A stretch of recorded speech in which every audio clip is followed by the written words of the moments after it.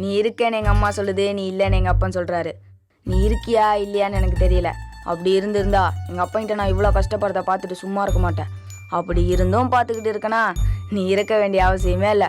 ஒரு வேலை இருந்தீன்னா அந்த ஆள்கிட்ட எனக்கு பிரித்து ஒரு விடுதலை வாங்கிட்டா. அப்படி மட்டும் பண்ணிட்ட, கேவலமாக தொங்க விட்டுருக்குண்ணா தூக்கி கெத்தா அந்த ஸ்டாண்டு மேலே உட்காரச்சு அழகு பார்ப்பேன். என்ன புரியுதா? அப்பா இந்தாங்க வெங்காயம். என்ன அப்பான்னு கூப்பிடாதுன்னு உனக்கு எத்தனை தடவை சொல்லியிருக்கேன். மறுபடியும் ஏன்டா கூப்பிடுற? ஏங்க நீங்க பெத்த புள்ள உங்களை அப்பான்னு கூப்பிடாம வேற எப்படி கூப்பிடுவா? அவன் ஏன் என்ன அப்பான்னு கூப்பிடான்னு தெரியுமாடி உனக்கு? ஏன்?